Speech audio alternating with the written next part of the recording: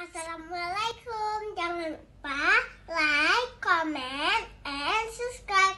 Bye.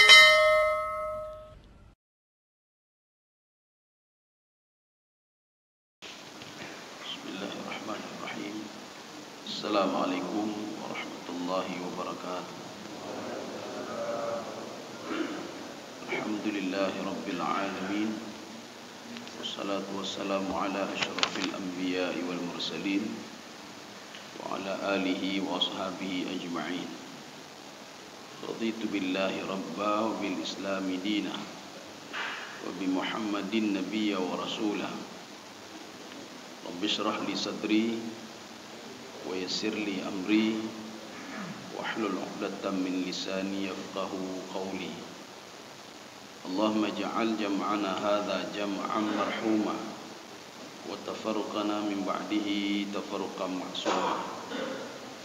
Kaum muslimin dan muslimat sidang jamaah subuh yang dirahmati Allah. Kemarin kita sudah membahas ada dua kelompok ya. Jadi yang pertama adalah kelompok pembesar-pembesar Quraisy yang didahulukan oleh Rasulullah sallallahu alaihi wasallam untuk didakwahi.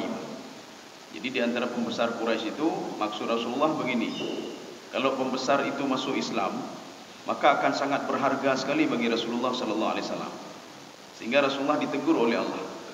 Jadi pembesar itu siapa? Abu Jahal, Walid Al-Mughirah, Abbas bin Abdul Muttalib, paman Nabi sendiri, dan Umayyah bin Khalaf.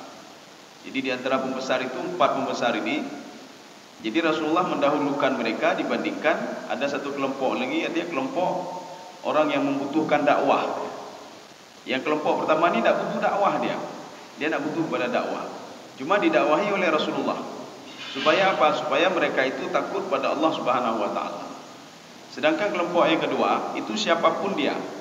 Jadi ini sebagai simbol saja. Kalau kita merujuk ke dalam tafsir Al-Qushairi, ini Abdullah bin Ummi Maktum itu sebagai simbol orang-orang yang senang untuk beribadah, simbol orang-orang yang senang ingin tahu ilmu pengetahuan, walaupun tingkah lakunya itu salah. Kalau kita lihat orang sedang berdakwah itu tiba-tiba dia datang minta kepada Rasulullah untuk mengajarkan sesuatu kepada dia, memang caranya salah.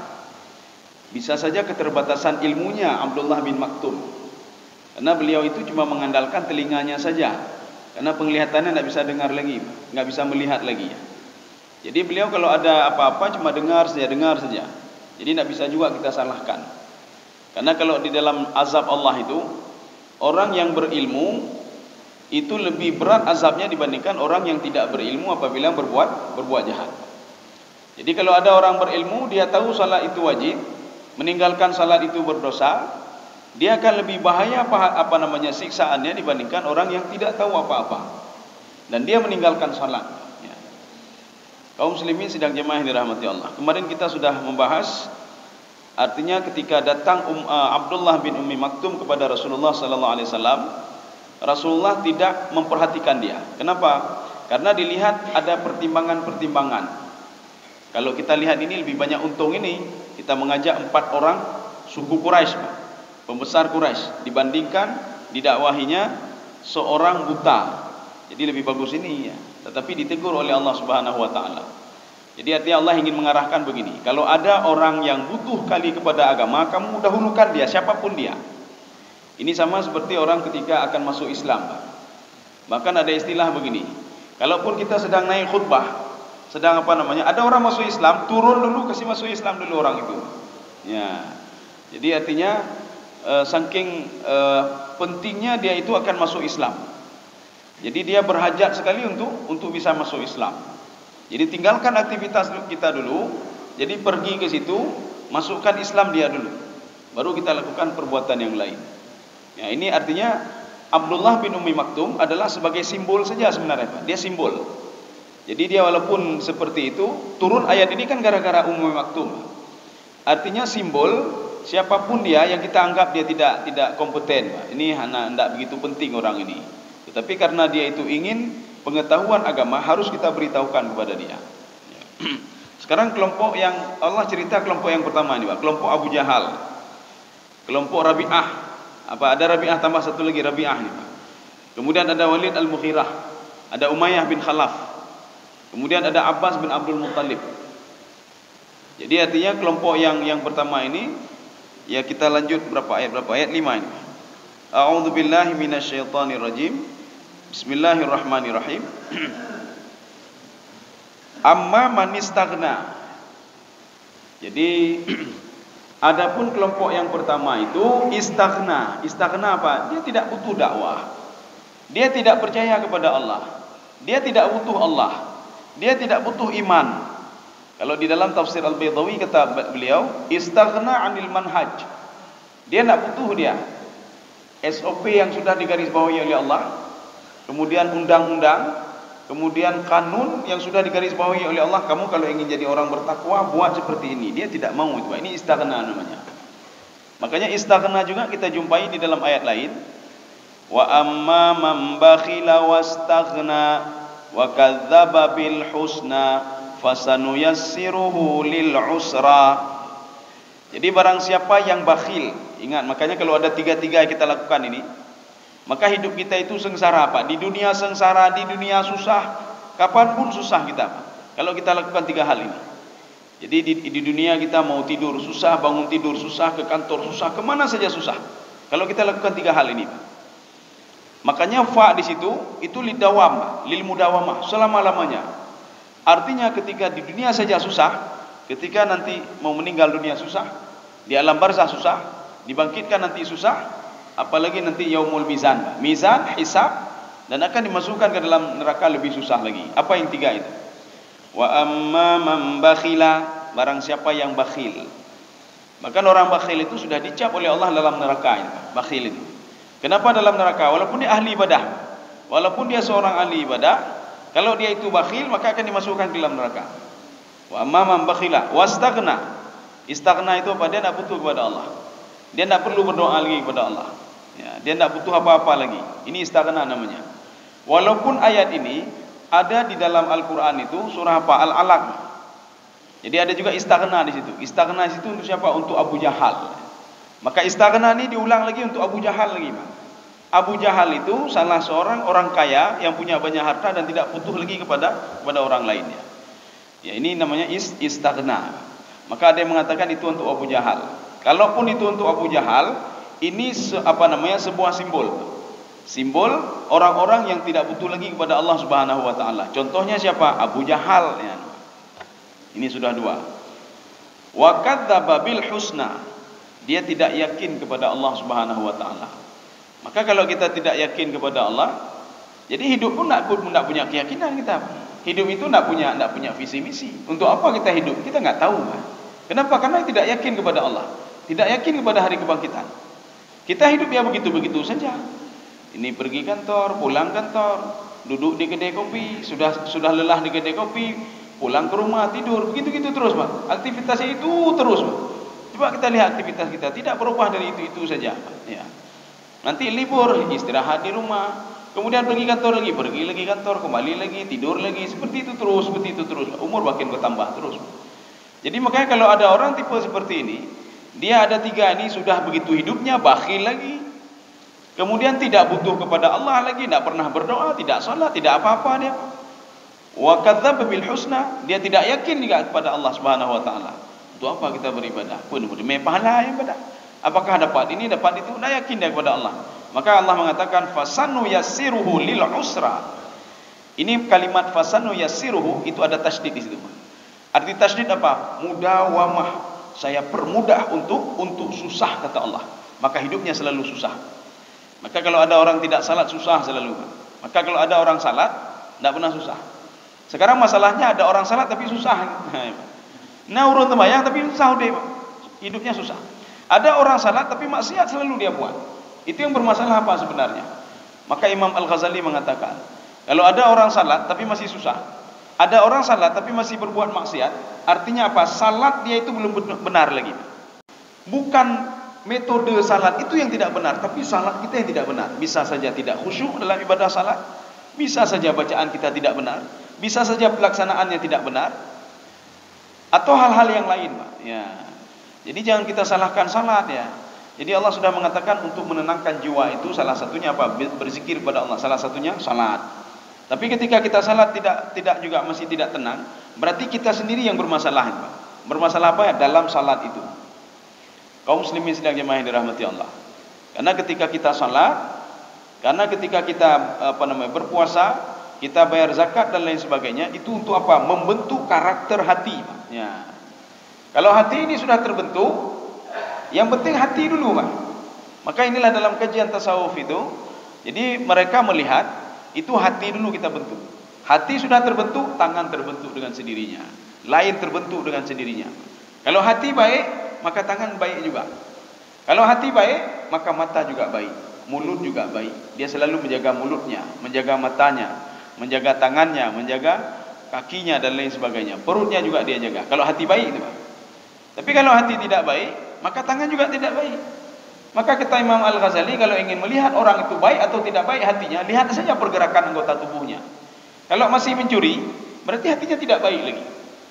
Berarti kalau hati tidak baik, yang membentuk hati itu belum benar lagi. Apa yang membentuk hati itu? Zikirnya belum benar lagi. Artinya mungkin riya dan lain sebagainya. Kemudian salatnya belum benar lagi. Maka caranya bagaimana? Kalau ada orang salat masih mencuri, perbaiki dulu salatnya. Kalau ada orang masih ngomongin orang lain padahal dia tiap hari salat ibadah salat, perbaiki dulu salatnya. Kaum muslimin sedang jemaah yang dirahmati Allah. Jadi wa amma man istaghna, ini untuk yang tadi itu Abu Jahal, kemudian Walid Al-Mughirah, kemudian Umayyah bin Khalaf, kemudian Atbah. Ya, jadi untuk pembesar-pembesar Quraisy. Abbas bin Abdul Muttalib. Jadi maksud Rasulullah ini kalau ada 5 orang ini masuk Islam, maka pengikutnya juga akan masuk Islam. Maka ditegur oleh Allah Subhanahu wa taala. Wa amma man istaghna fa anta lahu tasadda. Tasadda itu asal kalimatnya tatasadda. Ya, ini Pak. Asal kalimatnya tatasadda. Maka karena susah tatasadda, maka dihilangkan tak pertama. Mana contoh lain yang dihilangkan lagi, Pak? Inna anzalnahu fi lailatul qadr. Lailatul qadri khairum min alfi syahr. Tanazzalul malaikah. Ini sebenarnya tatanazzalul malaikah.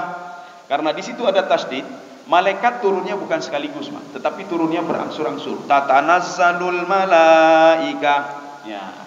Jadi turunnya tidak sekaligus turun semua, tidak, tetapi turunnya berangsur-angsur. Ada yang menafsirkan begini. Ketika di sini malam Lailatul Qadar, tempat lain kan belum. Ya, nanti yang kita pikir Lailatul Qadar sekaligus nanti, tidak ya. Nanti pas malam ini habis, ya ini kita jam 6. Ini di Arab itu masih jam 2 nih, Pak. Jam 3 atau jam 2. Di Sudan masih jam 1 malam ini. Ketika kita sudah habis sana masih itu. Inilah namanya tatanazzalul malaikah. Turun berangsur-angsur. Ketika habis ini pergi lagi, turun lagi berangsur-angsur. Turun lagi berangsur-angsur. Ini namanya tatanazzalul malaikah. Ada yang menafsirkan lagi begini.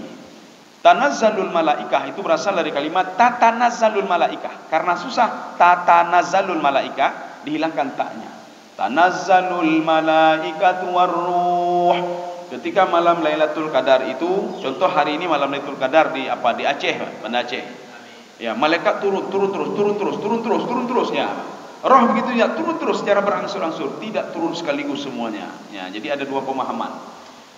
Ini begitu juga. Tasadda ini berasal dari kalimat tatasadda. Kita perhatikan kalau di dalam itu ada tasdid, tatasadda artinya apa? Kamu tidak kamu apa namanya? Wa amma man bakhila wa amma man istaghna fa anta lahu tasadda. Kamu lebih mendahulukan dia. Jadi mendahulukan artinya apa? Terus mendahulukan si A, si B, continue, Pak. Ini kalau ada tak marbutah itu, ini mudawamah namanya. Sehingga karena kamu sibuk dengan 5 orang ini atau 4 orang pembesar Quraisy ini, kamu lupa kepada orang yang betul-betul ingin belajar agama. Ya.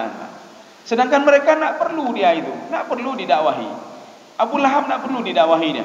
Ya, nak perlu didakwahi. Dia sudah tahu memang Abu Lahab itu cerdasnya luar biasa. Walid Al-Mughirah cerdas luar biasa. Abbas itu cerdasnya luar biasa.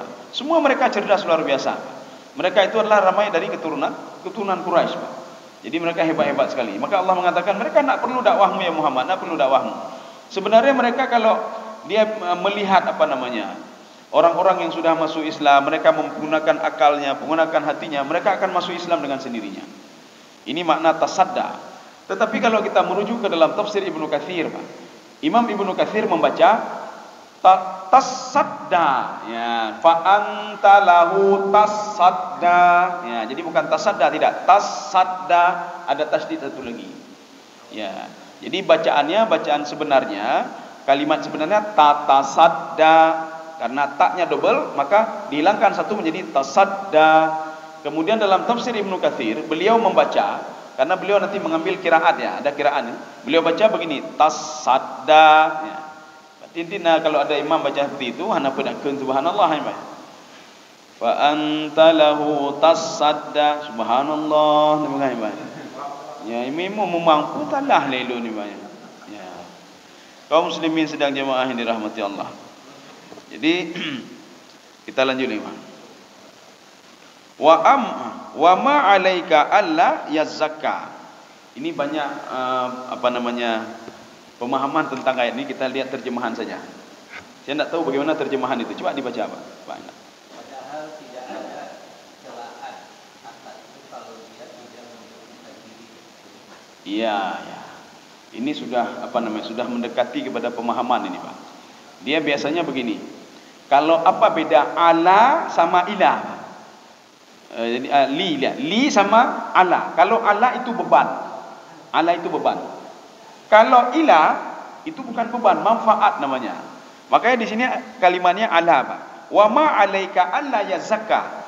Kalau yang 4 itu atau 5 tadi tambah utbah, mereka tidak beriman, kamu itu tidak menjadi problem bagimu itu. Tidak ada masalah sebenarnya. Karena tugas kamu itu, ini dalam tafsir Al-Wasit, Syekh Tantawi mengatakan, tugas seorang pendakwah itu cuma menyampaikan saja.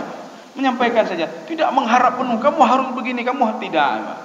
Allah tidak mengharap begitu. Makanya nanti Allah cuma mengatakan begini, ketika Allah Subhanahu wa taala membangkitkan kelompok satu kaum, kemudian ada nabinya, dipertemukan dengan nabinya, Pak. Contoh seperti Nabi Nuh alaihissalam. Makanya umat Nabi Nuh itu yang tenggelam itu, selain 83 orang, mereka semua menghujat Nabi Nuh alaihissalam di depan Allah Subhanahu wa taala. Ketika itu Allah bertanya kepada Nabi Nuh, "Hal ballaghta?" Apakah kamu sudah menyampaikan dakwah kepada mereka? Tidak pernah Allah katakan, adakah kamu memaksa mereka untuk masuk Islam? Tidak. Jadi hal ballaghta, ada enggak kamu sampaikan tentang azabku, tentang surga, neraka dan lain sebagainya? Ballaghtu, sudah saya sampaikan. Ini dialog ini ada dalam tafsir Sawi, Pak.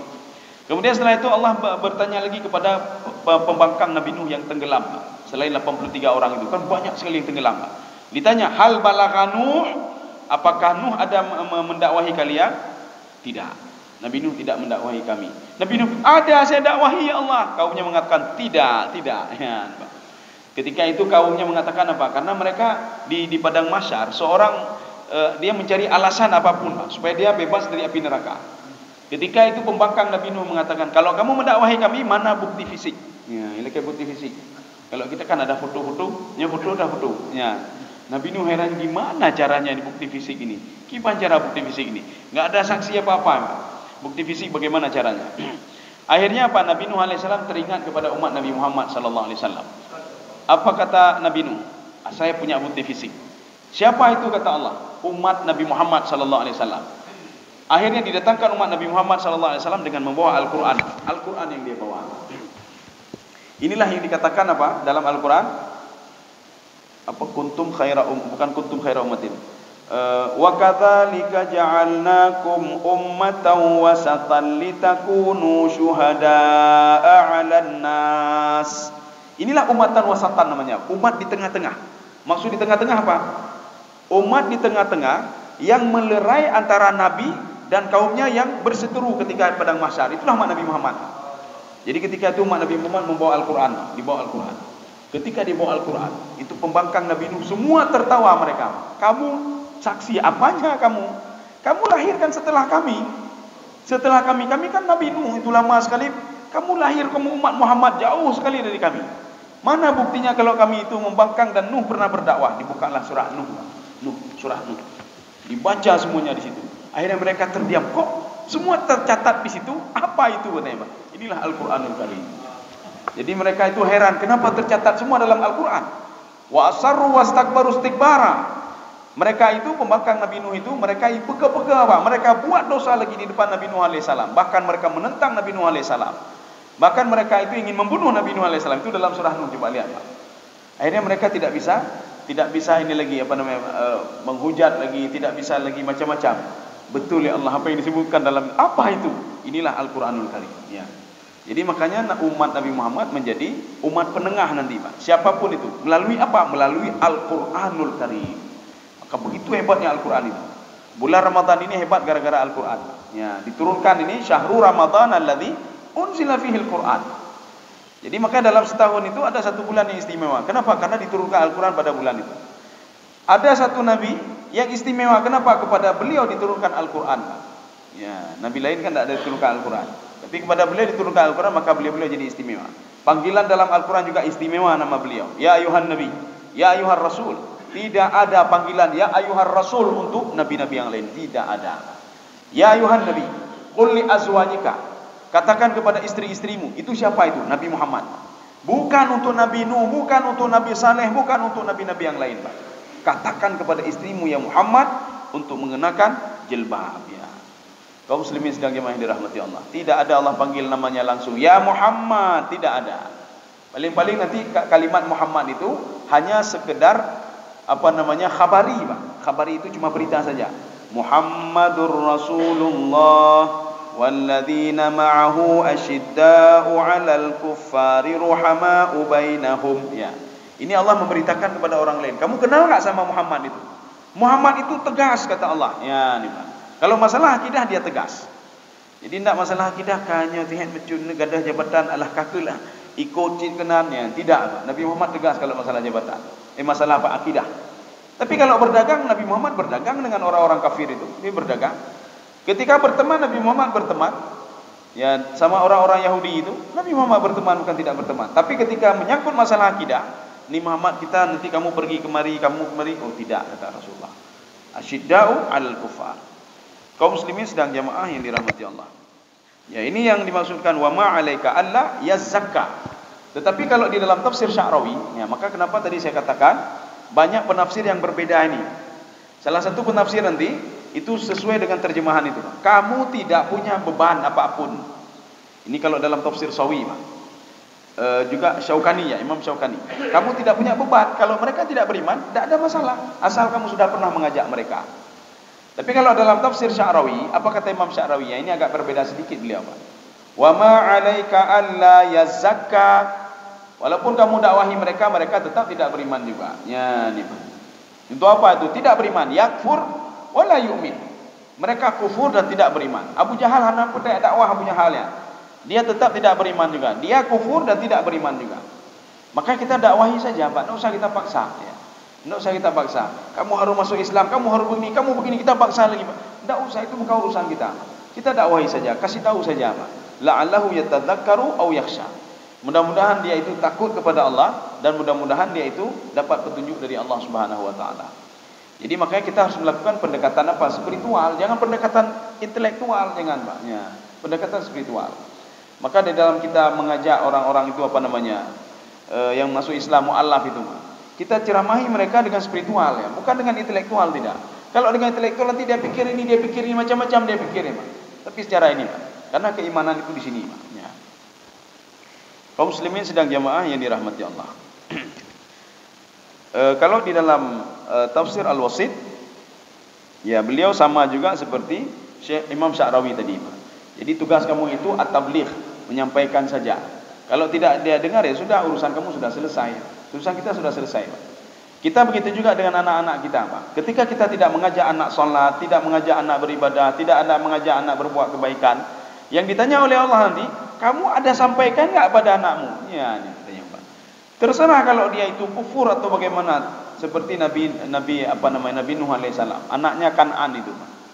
Termasuk nanti ada Nabi Lut alaihissalam ya. Anaknya juga bermasalah. Termasuk ada nabi-nabi yang lain itu yang anaknya bermasalah.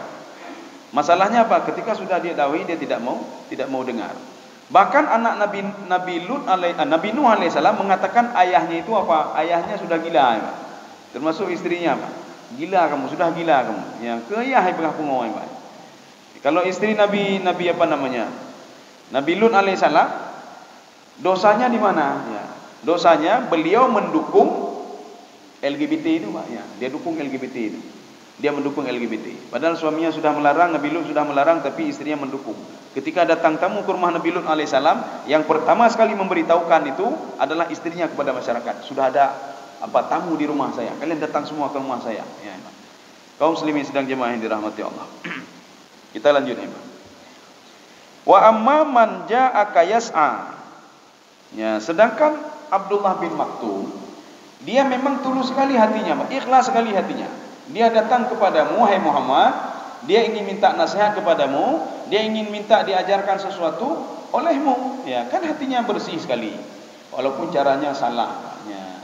Allah secara tidak langsung ingin mengajarkan juga etika, tidak ada. Abdullah bin Maktum tidak ada etika. Maka kita ini kalau sedang apa-apa, orang lain sedang berbicara, tidak boleh kita datang tiba-tiba kita putuskan pembicaraan mereka, tidak boleh itu, Pak. Tetapi Allah tidak menegur Ummi Maktum. Kenapa? Karena di situ ada Rasulullah, Pak. Artinya para Rasulullah sebenarnya lebih hebat lagi, maka yang ditegur itu Rasulullah, bukan ditegur Ummi Maktum. Ya. Kenapa? Karena Rasulullah itu selalu dekat dengan Jibril, orang yang berilmu dan lain sebagainya, selalu dekat dengan Allah Subhanahu Wa Taala. Ummi Maktum bisa saja dia itu ilmunya agak kurang, ya. Maka yang ditegur itu orang yang berilmu, bukan orang yang tidak berilmu. Jadi walaupun ditegur Rasulullah, maknanya apa? Bukan Abdullah bin Ummi Maktum ini tidak ditegur, ditegur juga. Artinya apa? Dia caranya salah. Jadi mendatangi orang lain sedang berdakwah, tiba-tiba minta diputus untuk mengajarkan dia agama. Itu tidak boleh seperti itu. Kaum muslimin sedang jemaah yang dirahmati Allah. Wa amma man ja'aka yas'a wa huwa yakhsha. Ini yakhsha ini ada dua, bukan ada dua, artinya takut itu ada yakhaf, ada yakhsha. Yakhaf itu level pertama, yakhsha sudah level kedua. Makanya nanti apa itu dalam Al-Quran? Khifata Musa. Jadi Musa waktu itu melihat tongkat tali-tali itu menjadi ular. Nabi Musa takut, tapi tidak begitu takut, tidak. Takut artinya apa? Waduh, kok jadi ular ini ya? Tali-tali itu jadi ular, Pak. Khifata Musa. Kemudian Allah katakan, jangan takut hai Musa, hentakkan tongkatmu. Tongkatmu kan bisa menjadi ular juga. Ya, kenapa kamu takutnya? Itu kan cuma yukhayyalu ilaihi annaha tas'a. Itu kan cuma khayalan saja, Pak. Sihir itu khayalan, Pak. Padahal itu sebenarnya tidak, dia bukan ular. Jadi artinya sihir itu dia hanya diberikan khayalan kepada manusia kalau dia itu bergerak. Maka Allah mengatakan, hentakkan tongkatmu. Tongkatmu itu ular beneran, kata Allah Subhanahu Wa Taala. Ini khifah namanya, khafa ya khafu. Tapi kalau khasyah min khasyatillah, ada dalam sebuah hadis, seorang pemuda yang diselamatkan oleh Allah Subhanahu Wa Taala. Diselamatkan bagaimana? Dia diberikan ini ketika akan berzina, dia teringat kepada Allah Subhanahu Wa Taala. Itu diungkapkan dengan kalimat khasyah, min khasyatillah, takutnya luar biasa kepada Allah. Ya, jadi nanti ada khauf, ada khasyah. Khasyah ini takut yang lebih tinggi dari khauf lagi, Pak. Sedangkan sini dia mendatangi kamu, dia dalam keadaan takut. Takut artinya apa? Nanti kalau ibadahnya salah, ininya salah bagaimana? Maka dia akan bertanya kepadamu ya Muhammad. Karena kalau masalah salah ibadah, tidak punya ilmu dalam sesuatu, itu ketika kita melakukan ibadah, jangan harap ibadah kita diterima oleh Allah. Maka Fudail bin Iyad mengatakan, amal ibadah itu diterima dengan dua syarat. Jadi syarat yang pertama itu apa? Al-ikhlas. Syarat yang kedua, as-shawab. Sawab itu benar. Kalau kita ingin puasa kita diterima oleh Allah, harus ikhlas puasa. Satu. Yang kedua, puasa kita harus benar. Ini kalau puasa tidak benar, kita tidak tahu apa yang membatalkan puasa. Kita tidak tahu apa yang bisa meninikan puasa kita, membatalkan puasa, bisa menyelamatkan puasa. Bahkan ada di media sosial itu, Pak. Pirko hana badu puasa, Pak. Ki banjaraya, Pak. Ya. Jadi pirko tidak membatalkan puasa. Berhubungan bulan suci Ramadan tidak membatalkan puasa. Dari mana itu, Pak? Maka kalau orang tidak punya ilmu, jangan pernah harap puasanya akan diterima oleh Allah Subhanahu Wa Taala. Kita jangan digiring dalam logika, tidak, Pak. Orang kan digiring dalam logika. Cuma di mulut saja. Isap rokok itu di mulut saja, kemudian kita keluarkan lagi. Maka tidak membatalkan puasa. Maka kan nanti ada fatwa-fatwa kontemporer ya. Bagaimana dengan infus di bulan Ramadan, bagaimana dengan vaksin di bulan Ramadan, bagaimana ini di bulan Ramadan, apakah membatalkan atau tidak, ya itu kan. Kan harus punya ilmu juga kita. Ini kalau tidak punya ilmu sia-sia kita berpuasa Ramadan, Pak. Kita pikir nanti, waduh kan menahan lapar dan haus saja, lain kan nggak ada masalah. Korupsi tidak apa-apa, mana ada puasa itu kan. Padahal dikatakan puasa kan harus puasa semuanya, Pak. Ya. Termasuk puasa hati juga harus puasa. Jadi kita tahan selama 30 hari itu. Tangan juga harus puasa. Mata puasa, semua puasa. Bukan perut saja yang puasa. Bukan mulut saja yang menahan haus saja, tidak. Semuanya harus puasa. Kaum muslimin sedang jamaah yang dirahmati Allah.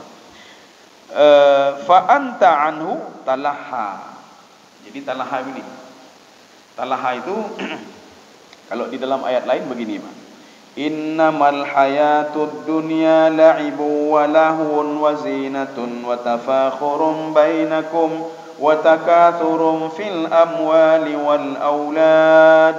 Ada 5, Pak. Jadi Allah mengatakan dunia itu tidak lebih dari 5. Ini yang kita alami selama ini, Pak. Tidak lebih dari 5 dunia ini, Pak.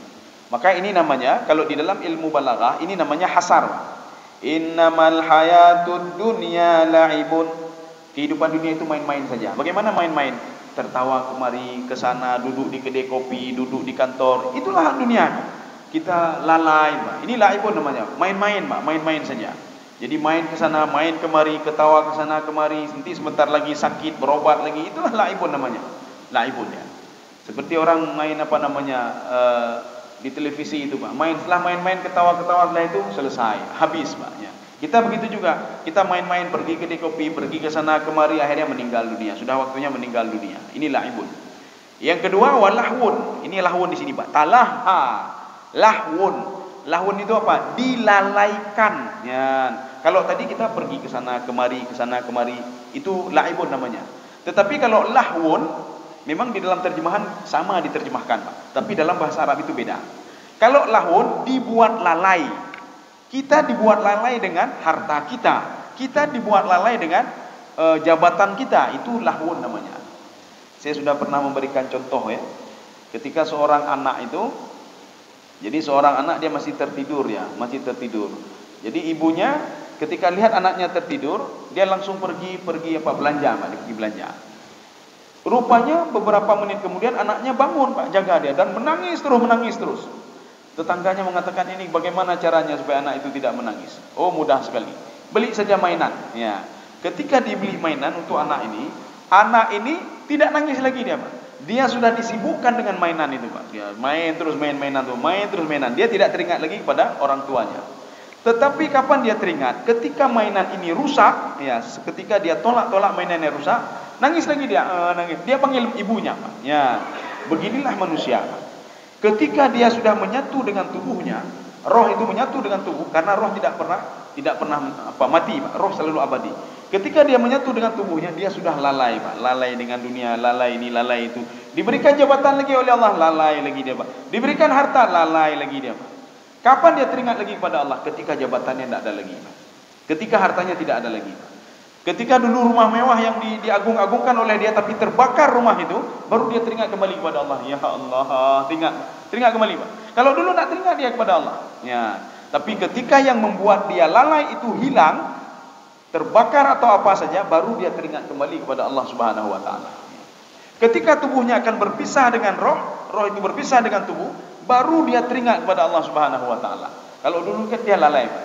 Dia bangga dengan tubuhnya, tubuh lun lagak tahan tubuh lun, jerah tahan tubuh lun, indah sekali tubuh saya, ganteng tahan lun ya. Selalu lalai, Pak.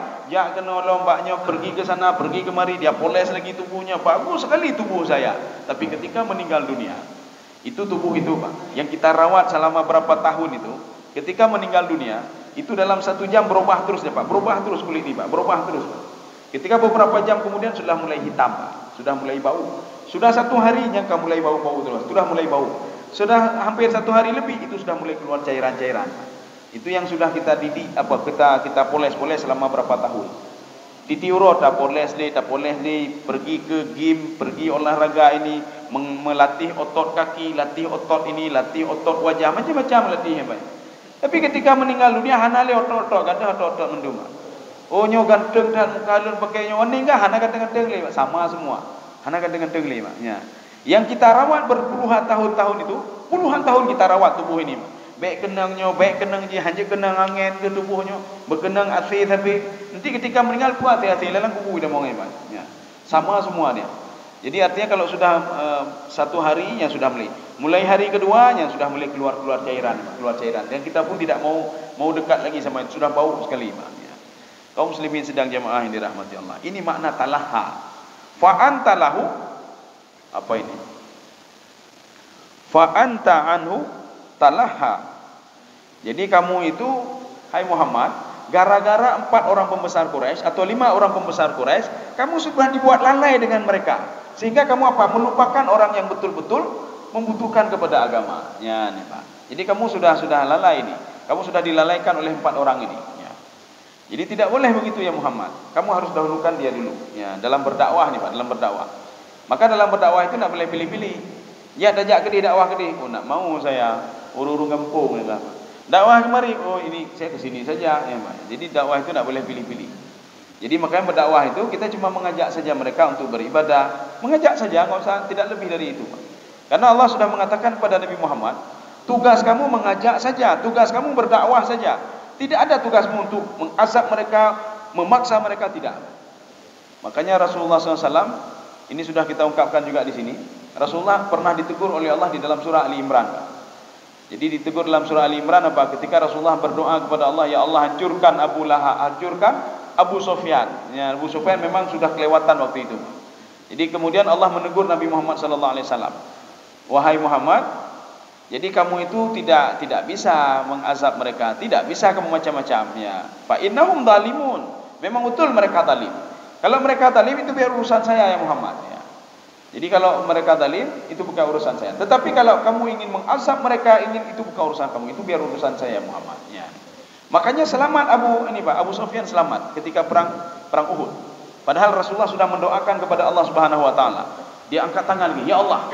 Kalau kita lihat doa Rasulullah mana yang tidak dikabulkan oleh Allah. Tetapi ketika berdoa untuk menghancurkan Abu Sufyan tidak dikabulkan oleh Allah.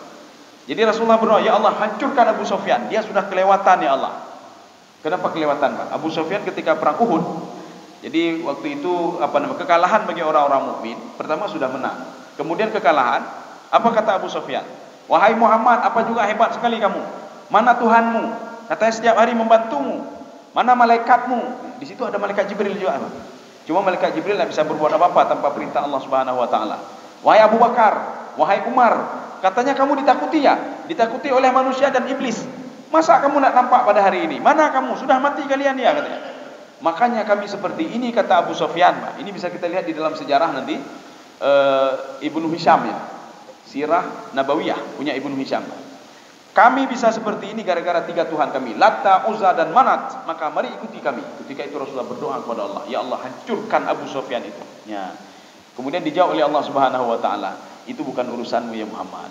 Menghancurkan dia itu urusan saya. Fa innahum zalimun. Saya sudah tahu mereka zalim. Biarkan seperti itu. Maka Abu Sufyan selamat. Padahal Rasulullah sudah berdoa untuk kehancuran Abu Sufyan. Ya. Kaum muslimin sedang jamaah yang dirahmati Allah. Kita lanjut sedikit lagi nih Pak ya. Kalla innaha tadhkirah. Ya, jadi kalla ini ada beberapa makna. Kita lihat dulu di terjemahan apa diterjemahkan. Coba Pak baca. Sekali-kali jangan demikian. Sesungguhnya jalan Tuhan itu adalah suatu kebenaran. Ya, ini kalau kita lihat di dalam tafsir ada yang sedikit berubah ya Pak, sedikit berubah. Sekarang kita masuk ke dalam tafsir Pak. Kalla itu ada 2. Yang pertama, kalla itu maknanya hakan, benar. Ya, 1. Yang kedua, kalla itu maknanya apa? Lizajar. Lizajar apa? Allah Subhanahu wa taala ingin mengatakan yang kamu lakukan itu tidak benar ya Muhammad. Kamu tidak memperhatikan Abdullah bin Umi Maktum itu tidak benar. Kamu itu terus memperhatikan 5 orang atau 4 orang pembesar Quraisy itu tidak benar. Itu kalla. Jadi makanya kalla di sini model kedua namanya lizajar. Artinya anggapan yang Nabi Muhammad menganggap sebelumnya itu kalau pembesar Quraisy ini masuk Islam maka akan membawa dampak bagi orang-orang kafir yang lain. Itu tidak benar ya Muhammad. Tidak ada hubungan itu, tidak benar itu kata Allah Subhanahu. Ini makna kalla Pak. Ya. Jadi kalla itu tidak benar. Anggapan kamu tidak benar ya Muhammad. Innaha tadhkirah. Coba lihat bedanya dengan tafsir. Innaha tadhkirah. ucapanmu, dakwahmu itu merupakan peringatan bagi Abdullah bin Ummi Maktum. Ya, jadi ini apa namanya? Innaha tadhkirah. Innaha di sini siapa? Dakwah kamu.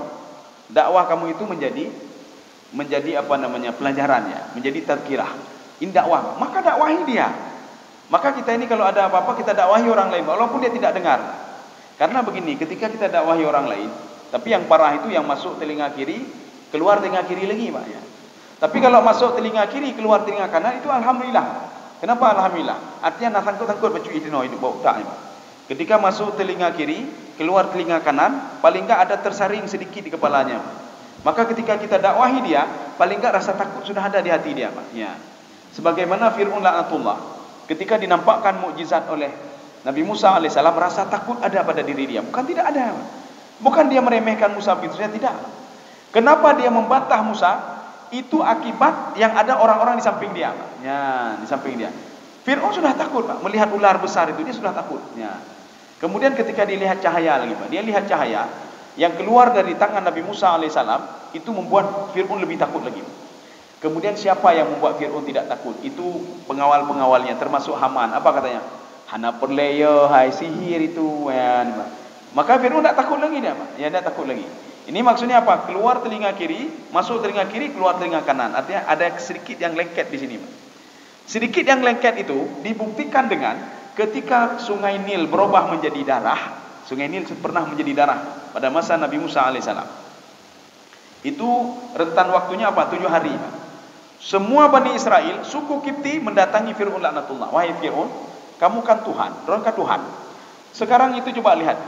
Air Sungai Nil sudah berubah menjadi darah. Kami selama 1 minggu mengkonsumsi darah. Kalau kamu betul-betul Tuhan, tolong rubah kembali air itu menjadi jernih kembali. Apa kata Fir'aun laknatullah? Ini ada di dalam tafsir Al-Baydawi, Pak. Fir'aun mengatakan, saya tidak bisa itu. Yang bisa itu Tuhannya Musa, katanya. Dia mengakui, Pak, Allah Subhanahu wa taala, bukan tidak diakui. Makanya masuk telinga kiri, keluar telinga kanan, ada lengket di sini sedikit, Pak. Ya. Maka ketika kita dakwahi orang lain, tidak ada masalah sebenarnya, Pak. Kita mengharapkan lengket sedikit itu yang kita harapkan, Pak. Ya. Fir'aun diakui, Pak. Ini nggak ada yang bisa berubah kecuali mari kita sama-sama mendatangi Nabi Musa alaihissalam. Akhirnya Nabi Musa, Fir'aun laknatullah bersama suku Kipti dan Bani Israel mendatangi Nabi Musa alaihissalam. Apa kata Fir'aun? Wahai Musa, yang bisa merubah air laut ini kembali, air sungai ini kembali menjadi jernih cuma Tuhanmu. Berdoalah kepada Tuhanmu. Kalau seandainya berhasil engkau ini menjadi jernih kembali, maka saya dan Bani Israel akan mengikutimu. Ketika itu Nabi Musa berdoa kepada Allah Subhanahu wa taala pada hari Sabtu. Maka hari Sabtu itu hari kebesaran Yahudi, hari kebesaran Bani Israel. Kenapa? Banyak tragedi-tragedi yang terjadi pada hari Sabtu. Ketika berdoa pada hari Sabtu itu, air yang tadi seperti darah berubah kembali menjadi jernih kembali. Akhirnya Bani Israel melapor, wahai Fir'aun, air sudah jernih kembali. Apa kata Fir'aun? Hadza sihrun mubin. Ini sihir yang nyata, katanya, Pak. Musa itu sudah buat sihir. Tadi dia sudah mengatakan Allah yang merubah, Tuhannya Musa. Tapi ketika Musa merubah itu, dia mengatakan ini sihirnya Fir'aun, sihirnya Musa. Ya, sudah tidak diakui lagi. Makanya kita kalau mendakwahi orang lain itu tidak perlu kita gundah. Ketika dakwahi tidak perlu gundah, dia sudah 10 tahun, 20 tahun dia musyrik. Tidak perlu gundah kita, Pak. Yang jelas kita sudah sampaikan dakwah pada dia. Artinya nanti ketika di padang mahsyar dia menggugat kita, dia gugat kepada Allah. Si fulan tidak pernah mendakwahi saya. Ditanya, pernah kamu? Pernah dia. Cuma dia saja tidak mau mendengar. Beres kita, bebas. Tapi ketika kita membiarkan begitu saja, kamu pernah dakwahi dia? Enggak. Hanya kena kita, Pak. Kena. Ya. Makanya kalau duduk kedai kopi itu jangan lama-lama. Ya. Baik trip-trip ya. Maka baik trip-trip. Nanti ketika azan itu, kita kan pergi salat, yang lain kan tinggal semua. Di padang mahsyar mereka bisa saja berdalih kepada Allah Subhanahu wa taala. Kami tidak salat gara-gara si fulan dia salat sendiri dan tidak mengajak kami. Kapalo kenang deh, Pak. Jadi makanya sebelum azan ya aweh juga. Supaya jangan dijadikan dalil nanti di padang mahsyar oleh mereka-mereka yang tinggal duduk di kedai kopi. Karena mereka itu mencari alasan apa saja supaya tidak dimasukkan ke dalam neraka. Bahkan mereka ketika masuk ke dalam neraka, mereka minta dipertemukan dengan orang dalam surga yang mereka kenal. Sehingga nanti mereka mengatakan, saya kenal dengan si fulan, saya kenal dengan si fulan. Ya, kepala hanya turi. Ya, ini seperti hadis qudsi yang seorang penduduk neraka itu ketika dipertemukan dengan penduduk surga, dia mengatakan, saya kenal dengan si fulan ya Allah. Si fulan itu dikatakan, kamu penduduk surga, kamu kenal sama si fulan? Tidak kenal saya. Kenapa? Kalau dibilang kenal nanti kita masuk ke neraka nih, Pak. Ini seperti orang yang masuk ke dalam penjara. Ketika masuk dalam penjara, dia menunjuk kita, saya kenal dengan si fulan, ya Allah, apa lo orang apa? Artinya apa? Kita juga akan dimasukkan ke dalam penjara ini. Artinya ketika dulu, seketika dia hebat, oh ini teman saya ini. Ketika dia masuk penjara, ngan oh kan luli. Waktu dalam penjara kan, waktu di luar kan, ya ini penjara ya. Jadi begitu juga seorang ketika dia tahu temannya sudah masuk ke neraka, dia nak mau tahu lagi, Pak. Nggak mau tahu lagi ya. Kenapa? Jangan sampai-sampai nanti dia digugat oleh teman itu, Pak. Sehingga dia nanti bermasalah nanti dia. Kaum muslimin sedang jemaah yang dirahmati Allah. Sedikit lagi kita faman syaa dzakarah. Ya, jadi ada yang menafsirkan juga itu adalah Al-Qur'anul Karim, Pak. Innaha tadhkirah. Al-Qur'an itu sebagai obat, sebagai tadhkirah, pengingat. Maka sering-seringlah mendengar Al-Qur'an, sering-seringlah membaca Al-Qur'an. Kalau ada nanti orang itu, ada seseorang cerdas dengan banyak membaca. Nah, orang cerdas membaca, belum kitab baca, belum buku baca. Ada satu tipe orang, baca itu sudah malas dia, dengar saja. Artinya apa? Dia putar kaset, dia dengar saja, Pak. Dia nak mau baca-baca lagi, kalau baca Al-Quran itu mendengar. Dengar, Pak. Jadi bagaimana caranya? Dia putar kaset, Pak. Dengar Quran, mangat ke di hati, Pak. Ya. Jadi bisa dengan membaca, bisa dengan mendengar. Ada yang model dua-dua, Pak. Ada model dua-dua. Ada model membaca, ada model mendengar, ya. Maka Rasulullah SAW itu dua-dua. Rasulullah membaca Al-Quran, Rasulullah juga mendengar Al-Quran. Maka pernah Rasulullah SAW menyuruh kepada sahabatnya, tolong inikan Al-Quran kepada saya. Makanya nanti ada orang mengatakan Rasulullah ummi itu tidak benar, Pak. Ummi itu tidak benar. Walaupun Rasulullah yang dibaca itu kan tidak ada tulisan lagi, Pak. Walaupun yang dibaca pun nggak ada tulisan, yang dibaca yang maksudnya apa? Yang dihafal oleh Rasulullah SAW, Pak. Hafalan Rasulullah. Jadi kalau dikatakan memang betul itu hafalan, Rasulullah juga tidak ummi, Pak. Rasulullah tidak ummi. Ummi yang dimaksud di situ, Rasulullah tidak membaca dan menulis karena tidak tahu mau baca apa sebelumnya, Pak. Sebelum turun Al-Quran mau baca apa, mau tulis apa. Bani Israel itu keturunan Nabi Isa alaihissalam itu sampai 3 kitab ada, Pak. Zabur, Taurat, Injil, 3 ada. Maka mereka tahu apa yang mereka baca. Ini satu alasan pertama. Alasan kedua, huwallazi ba'atsa fil ummiyina rasula. Allah itu mengirim Nabi Muhammad sallallahu alaihi wasallam dari kelompok ummi. Siapa kelompok ummi? Keturunan Nabi Ismail alaihissalam. Apakah keturunan Nabi Ismail itu ummi semua? Tidak, Pak. Cerdas-cerdas semua keturunan Nabi Ismail alaihissalam, ya. Kenapa? Lahirnya penyair itu dari keturunan Nabi Ismail alaihissalam. Kalau mereka tidak bisa membaca dan menulis, maka mereka tidak bisa syair, Pak. Ini mereka tulis syair, mereka baca syair, tulis lagi, baca lagi. Jadi makanya yang dimaksud dengan ummi di situ adalah keturunan Nabi Ibrahim alaihissalam, Ismail alaihissalam. Jadi bukan tidak bisa membaca dan menulis, tidak. Ya. Nanti kalau alasannya begini, tidak bisa membaca dan menulis karena supaya apa? Tidak dituduh oleh orang lain yang membuat Al-Quran. Walaupun Nabi Muhammad SAW ini, kalau kita inikan alasan ini, Pak, bisa membaca dan menulis, orang kafir Quraisy juga tidak mengakui kalau Al-Quran itu dari Allah, tetap dari Muhammad itu, Pak. Ini dalih saja, ya, Pak. Ya, dalih saja. Ya, saya rasa cukup, ya. Atau yang penutup tadi, faman syaa dzakarah. Maka Al-Quran itu ada kalanya memberikan petunjuk, ada kalanya tidak. Tidak bagi siapa? Maka ini faman syaa dzakarah. Barang siapa yang diinginkan akan menjadi petunjuk bagi dia. Dan barang siapa yang tidak mau dekat dengan Al-Quran, maka tidak akan jadi petunjuk bagi dia, tidak akan menjadi pelajaran bagi dia, tidak akan memberi masukan kepada dia. Maka terus baca Al-Quran, baca Al-Quran. Kalau bisa yang ada terjemahannya, Pak. Jadi kita baca Al-Quran, lihat terjemahan lagi, baca Al-Quran, lihat terjemahan lagi. Jadi jangan baca-baca saja. Baca apa, kita nggak tahu terjemahannya apa. Ada seorang bapak-bapak, ya, ada di sebuah masjid di Banda Aceh. Imamnya bagus sekali baca ayat, bagus sekali dia baca ayat. Sehingga bapak itu di belakang nangis dia. Nangis dia. Habis yang londanya, "Bahkan nemo, Pak, kenapa nangis, Pak? Bacaannya bagus sekali." Bagus sekali bacaannya. Bapak tahu yang dibaca oleh imam itu? Enggak tahu saya. Tentang surga, Pak. Oh, surga ya. "Bahkan nemo, Pak, kenapa nangis tentang surga?" "Oh, kalau saya tahu tentang surga enggak nangis saya." Pak. Saya pikir tentang neraka. Mana ada neraka, Pak, saya bilang. Itu tentang surga, nikmat surga. Masa Bapak nangis nikmat ya? Oh begitu ya, saya nggak tahu artinya. Saya yang tahu apa? Sedih sekali iramanya tadi. Waduh, ini kagura bapak. Nanti bicara tentang neraka, kata senyum-senyum ya Pak, senyum-senyum. Kita tanya kenapa? Bagus sekali ini ya, padahal tentang neraka ya Pak. maka paling enggak kita harus memahami. Karena ada seorang sahabat Rasulullah, ketika beliau jadi imam, selalu membaca qul huwallahu ahad, Allahus samad. Itu selalu dibaca.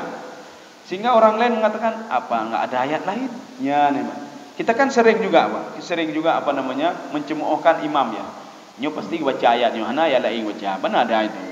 Nyo pasti ayat baru ayatnya cik baca. Nyo orangnya lagi cik ya, nih, Pak. Selalu ayat itu sudah diulang-ulang. Padahal ada hikmah di balik pengulangan itu, Pak.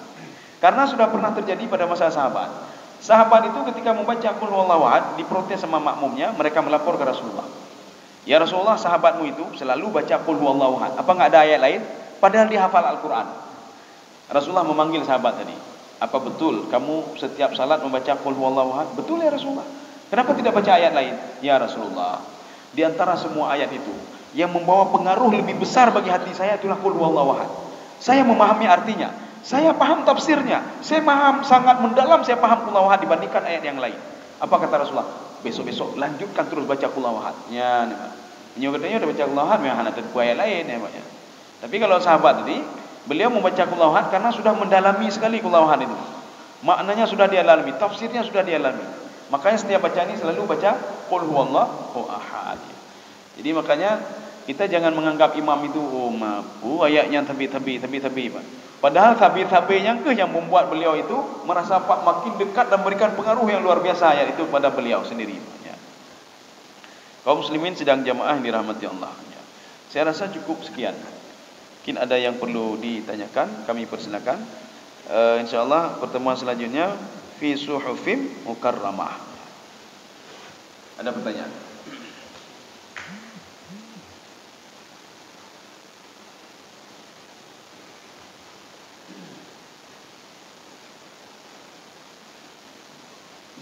Enggak ada.